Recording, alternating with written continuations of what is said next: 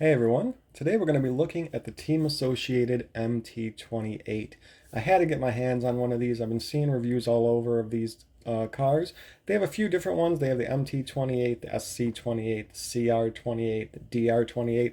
They're just different styles of cars, but they're mostly the same electronics and stuff. They come in the nice little box here. You get your instructions and the car, and you'll also see in a second we'll have the transmitter, and it gives you the 4 AA batteries as well. It's a nice looking little car. They are toy grade. They're just around about 60 bucks, give or take. And they come ready to run and seem like a really cool thing, so I wanted to give it a try. So let's take a look under the body.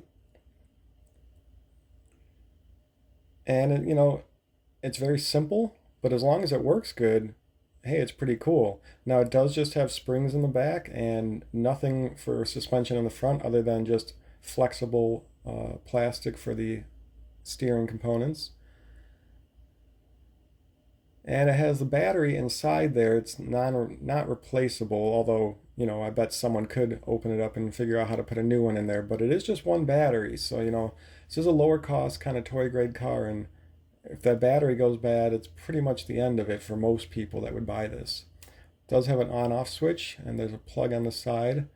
We'll show you how to charge up. The transmitter has just 4 AA batteries, simple.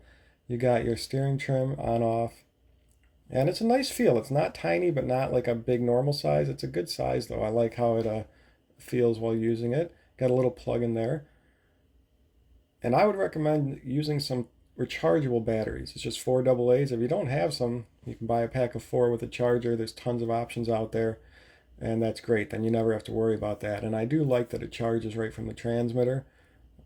Just get some rechargeable batteries. So this is the first time binding it. Haven't read the instructions. I just turned on the transmitter and then the car, and it bound right up and it's just ready to go. Now the first thing we got to do is annoy the dog with it a little bit, but I guess we're gonna actually take a look. This is my Losi 124 rally car. It's like over 10 years old. Now it has full oil-filled shocks all around. It's 4-wheel drive. And it's just built a little better. So I wanted to do a little comparison of the two. All the cars I'm going to be comparing are all brushed and all running on a lipo. So we're just, for going around and annoying the dog, this thing was nice when I first got it. Then I wanted to see how it would kind of crawl and jump. So it doesn't seem to have a lot of power. Any of my other cars would go right up that. With a running start, though, you can get some jumps. Wanted to try it just on flat ground, and here's where it shines. If you just want to really ride this around on flat ground and then do some jumps once you have some speed, it works pretty good. It's got some pretty hard tires, which is good. They'll last a long time, but they're also like just the perfect amount of traction on a floor like this. If you want to spin it out and drift a bit, you can, but otherwise you can control it. Now this is the Losi 124 Rally. Now it has 4-wheel drive, and I'm pushing it to make it drift and donut a little bit, and it also has pretty bare tires on it. But just so you can see the difference in driving, the Team Associated actually did really good just in the kitchen. Now this is the Losi 136 Micro Desert Truck, and it's a little zippy fun thing too. It's discontinued, 10 years old. I just wanted to show a difference in a couple hobby grade versus how this MT does. So just jumping off a little jump, it's just a box of Kleenex for size. And as you can see, this one it's hard to get it to get up speed, and if you put it just at the base of the jump, it can barely even get over it. The other cars would go right up. This motor bogs down pretty easy.